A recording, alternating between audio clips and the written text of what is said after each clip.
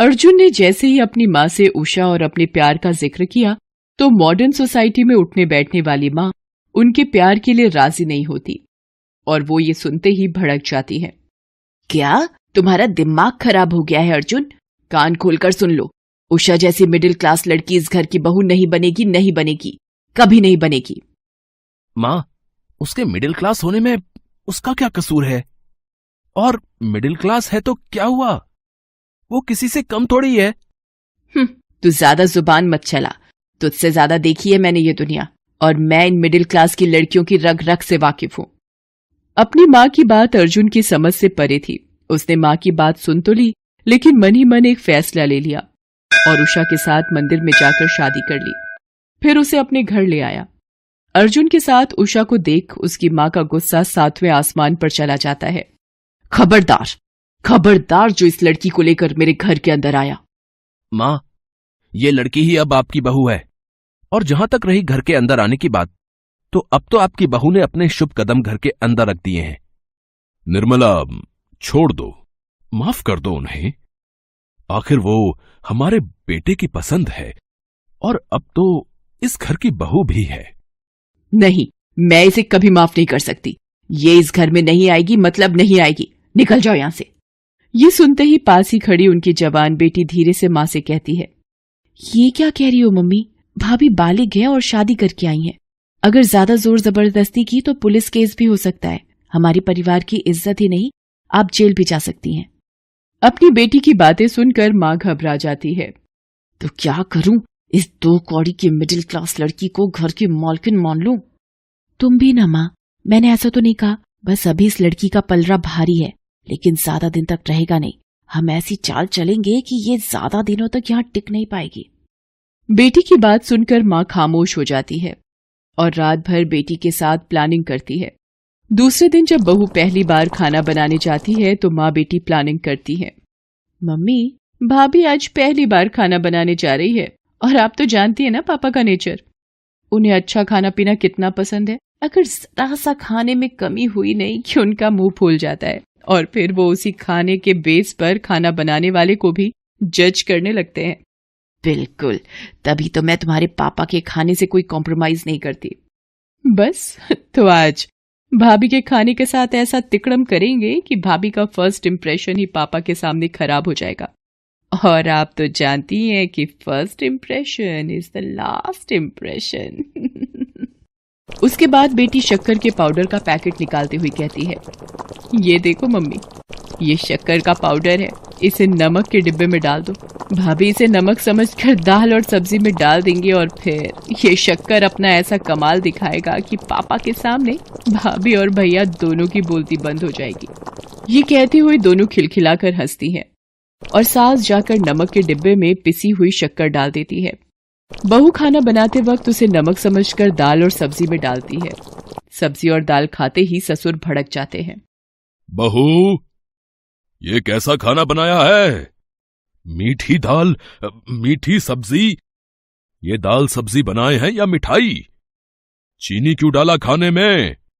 चीनी नहीं पापा जी, मैंने तो नमक ही डाला था। तो क्या मैं झूठ बोल रहा हूं? खुद ही टेस्ट कर लो और बताओ, इसमें शक्कर है या नमक? मुझसे बहुत बड़ी गलती हो गई थी कि मैंने मेरी बीवी की मर्जी के खिलाफ तुम्हारा साथ दिया। मम्मी ने तो पहले ही कहा था, बस आप ही बहू बहू कहकर अपना प्यार लुटा रहे थे। और कहाँ गया ये अर्जुन? बड़ी डींगे हाँक रहा था कि उषा मिडिल क्लास की है तो क्या हुआ, वो किसी से कम तो नहीं है। मैं तो कहती हूँ इसे अभी इसी वक्त इसके घर भेज दो, पहले जाकर घर से कुछ सीख तो आए। नहीं नहीं पापा, मुझे माफ कर दो, अभी अभी घर में आई हूँ, शायद डब्बे पहचान नहीं पाई कि कौन से डब्बे में नमक रहता है, कौन से में शक्कर। हाँ, अब कहो कि मुझे तो दिखता भी नहीं, मैं सब समझती हूँ तुम जैसे मिडिल क्लास लोगों की चाल को। अरे शांत रहो, शांत। तुम्हें तो बस मौका मिलना चाहिए और तुम नॉन स्टॉप शुरू हो जाती हो। शायद बहू ठीक कह रही है, ऐसी गलती हो सकती है, हमें इसे एक मौका और देना चाहिए। दूसरे दिन जब वो फिर खाना बनाती है तो पहले ही शक्कर का डिब्बा हटा देती है ताकि गलती ना हो, पर सास उससे भी ज्यादा चालाक निकलती है। वो चुपचाप आकर उसके खाने में ढेर सारा नमक और मिर्ची डाल देती है। बहू को कुछ भी पता नहीं होता। वाह, खाना दिखने में तो काफी लजीज लग रहा है। आज मैं जम के खाऊंगा। जम के खाओगे या जमा के बहू को सुनाओगे? और सचमुच खाते ही ससुर चिल्लाते हैं, बहू, ये क्या मजाक है? कल खाने में शक्कर ही शक्कर और आज नमक और मिर्च थोक के भाव में डाल दिया है तुमने। नहीं पापा जी, आज तो मैंने नमक मसाले स्वादानुसार डाले थे। ऐसा स्वाद? एक काम करो, तुम एक निवाला खुद टेस्ट करो। बहू जैसे ही एक निवाला मुंह में लेती है, वो मुंह से फुर्र से निकाल देती है। वाह, क्या स्वाद है! खाते ही मुंह से बाहर आ गया। बहू, तुम्हें खाना बनाना नहीं आता तो तुम बोल क्यों नहीं देती? कोई जबरदस्ती नहीं है। निर्मला, कान खोलकर सुन लो, कल से मुझे ऐसा खाना खिलाया तो मैं घर छोड़कर चला जाऊंगा।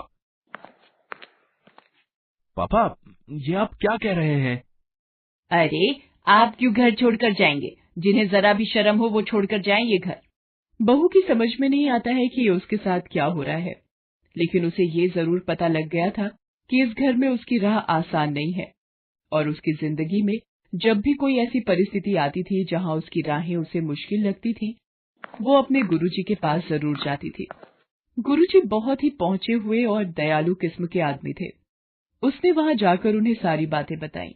बाबा, मेरी तो कुछ भी समझ में नहीं आ रहा है। पर मेरी समझ में आ गया है बेटी। उसके बाद बाबा अपनी झोली से एक पुड़िया निकालकर उसे देते हैं।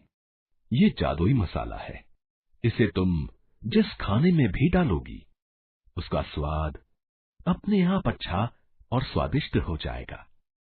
लेकिन याद रखना, कुछ भी बनाते वक्त जैसे तुम सोचोगी, बनने वाली चीज का स्वाद वैसा ही हो जाएगा। सच बाबा? हाँ, पर जो तुम्हारे साथ चालाकी करेगा, उसकी थाली में उसी खाने का स्वाद वैसा ही आएगा जैसा कि उसने तुम्हारे साथ चालाकी करते वक्त सोचा होगा। इधर उसके ससुराल में सास और ननद सोच रही थी कि बहू घर छोड़कर चली गई है। वो मन ही मन खुश हो रहे थे, लेकिन दोपहर तक बहू वो जादुई मसाला लेकर अपने ससुराल आ गई। उसे देखकर सास और ननद ने अपना मुंह फेर लिया, लेकिन बहू ने इस बात की परवाह किए बगैर अपने ससुर से एक बार और अपने हाथ का बना खाना खाने की रिक्वेस्ट की। ससुर पहले तो नाना कहते रहे, लेकिन बाद में मान गए। शाम को बहू खाना बना रही होती है और एक पल के लिए किचन से बाहर जाती है कि तभी सास आकर खाने में मसाला, मिर्च और नमक किलो के हिसाब से डाल देती है। ये तेरा आखिरी दिन होगा इस घर में, दो कौड़ी की लड़की, अब तुझे कोई नहीं बचा सकता। सास के जाते ही बहू आती है और उसमें पुजारी बाबा का जादुई मसाला डालते हुए कहती है, खाना खूब स्वादिष्ट हो जा। उसके बाद खाना लाकर जब वो डाइनिंग टेबल पर लगाती है तो ससुर को खाते देख सास धीरे से अपनी बेटी से कहती है, देखना बेटी, अभी एक निवाला खाते ही तुम्हारे पापा ज्वालामुखी की तरह फटेंगे। आह, वाह, क्या खाना बनाया है। क्या बात करते हैं? मुझे तो नहीं लगता कि अच्छा है, एक दो निवाले और खाओ। 2-4 निवाले क्या, मैं तो पूरा खाना खा जाऊंगा। ये कहते हुए फटाफट काफी खाना खा जाते हैं। ये देख सास की आंखें फटी की फटी रह जाती हैं। हैं? ऐसा कैसे हो गया? अरे देख क्या रही हो निर्मला, तुम भी खाओ, बहुत बढ़िया है। ये सुनकर वो भी खाती है और उसे बड़ा ही गंदा स्वाद आता है। पूरा खाना वो फर्र से मुंह से बाहर निकाल देती है। छी, कितना गंदा खाना है। ये सुनकर बहू समझ जाती है कि आखिर इतने दिनों से उसके साथ ये सब कर कौन रहा था। इधर ससुर जी भी अपनी पत्नी को इस तरह खाना उगलते देखते हैं तो ऐसा कैसे हो सकता है निर्मला, भला खाने का स्वाद मुझसे ज्यादा कौन जान सकता है। ये लो चखो। कहते हुए अपनी थाली का निवाला खिलाते हैं तो सास को स्वादिष्ट लगता है। अरे हाँ, ये तो वाकई स्वादिष्ट है। फिर तुम्हारी थाली का क्यों नहीं है? वो भी तो इसमें से बहू ने परोसा है। तो आप भी मेरी थाली का खाकर देखो। ये सुनकर ससुर खाते हैं तो उन्हें स्वादिष्ट लगता है। ये तो बिल्कुल मेरी थाली के खाने जैसा ही है। मैंने पहले ही कहा था, अब चुपचाप खाओ इसे और बिना मतलब मीन मेख निकालना बंद करो। वो जैसे तैसे एक निवाला खाती है, फिर फुर्र से उड़ाती है। ये देख पति को गुस्सा आता है और वो अपनी जगह से खड़े होकर चीखते हैं। ये क्या बदतमीजी है, मैं ये बर्दाश्त नहीं करूंगा। सुनते ही रोती हुई वो उनके पैर पकड़ लेती है और उन्हें सारी बात सच सच बता देती है। निर्मला, कोई तुम्हारे या तुम्हारी बेटी के साथ ऐसा करता तो? बेचारे हमारे बेटा बहू एक दूसरे से इतना सच्चा प्यार करते हैं और तुम। माफ कर दीजिए मुझे, माफ कर दीजिए। आज मुझे पता चल गया कि सच्चे प्यार का साथ ऊपर वाला भी देता है। आज के बाद मैं इसे अपनी बहू नहीं, बेटी बनाकर रखूंगी। ये सुनकर सभी खुश हो जाते हैं। हेलो दोस्तों, कैसे हैं आप सब? हमारी कहानियां देखने के लिए हमारे चैनल को सब्सक्राइब कीजिए और हाँ, बेल आइकॉन पर क्लिक करना मत भूलिएगा।